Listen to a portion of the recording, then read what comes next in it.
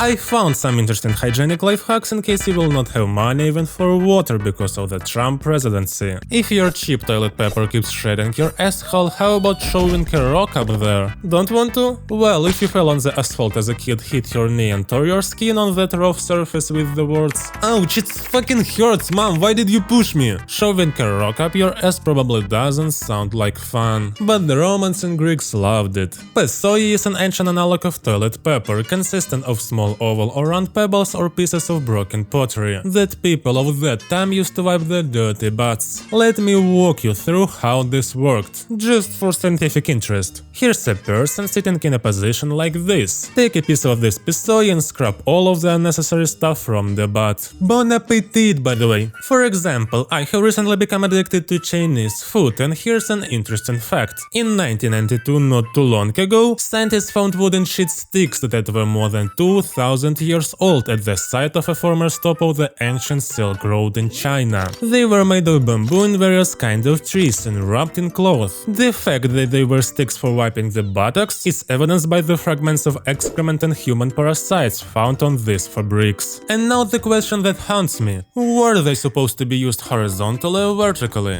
In general, the paper that humanity now uses to print pictures of your family on "This is my workspace", by the way, was invented in China in 105. But the first recorded use of paper to clean buttocks there dates back to the 6th century. By the early 14th century, the Chinese were producing toilet paper at a rate of 10 million packs of 1,000 to 10,000 sheets per year. However, this practice didn't reach the Western world until 1857, when Joseph Gayetti from New York introduced his product called medicated paper for the water closet. I don't know what it cured, but before that, people in the United States used whatever they could find to wipe themselves. From corn cobs to newspapers, basically like in the USSR, which, despite being a modern technological state, didn't have toilet paper until 1937. And even then it was produced in small quantities at first, for the elite apparently. It was not until 1969 that the Soviets began mass production of this hygienic miracle. But corn cobs and newspaper were still better than a tersorium, an ancient Roman device consisting of a stick with a sponge attached to it soaked in vinegar and salt water. The sponge was soaked because the construction was reusable, and in this liquid it was disinfected.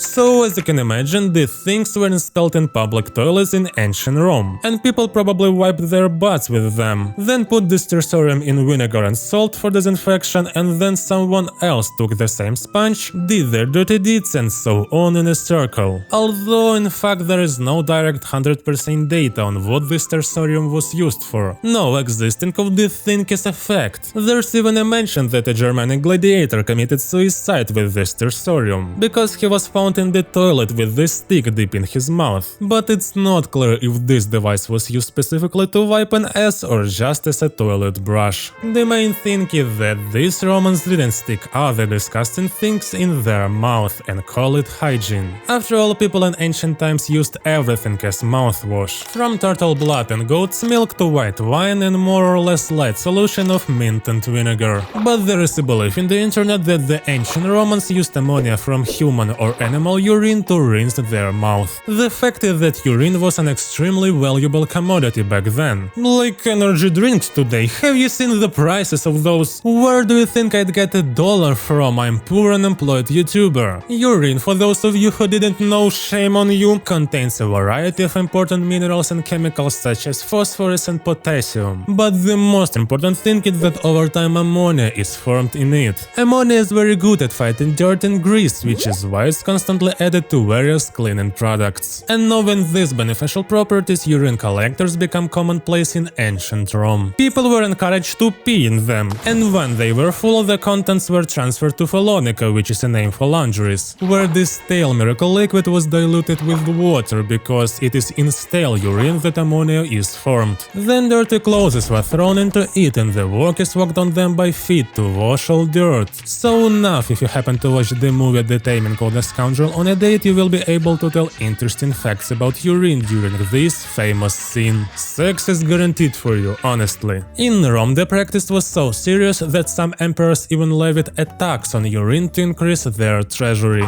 But unfortunately, the Romans didn't put it in their mouth. Maybe this liquid could have helped whiten their teeth a little, but the claim that Romans actually rinsed their mouths with ammonia is widely considered a myth. But what is definitely true is that teeth are damn expensive. I just got braces for a couple $1,000 and I've been crying poverty the whole time. Although dental hygiene used to be even harder, because before the invention of toothbrushes and toothpaste, people used all kinds of crap, from sticks and porcupine needles to bird feather and animal bones. Speaking of bones, the familiar shape of the toothbrush appeared in 1780 thanks to the Englishman William Addis, who was unexpectedly imprisoned at the time. He had been imprisoned in 1770 for organizing a rebellion, and while behind bars, like most poor people in Europe in recent centuries, he brushes his teeth with a rag soaked in soot and salt. But when he saw one of the prisoners sweeping the floor with a broom, it suddenly dawned on him. I need to make a mini broom for mouth.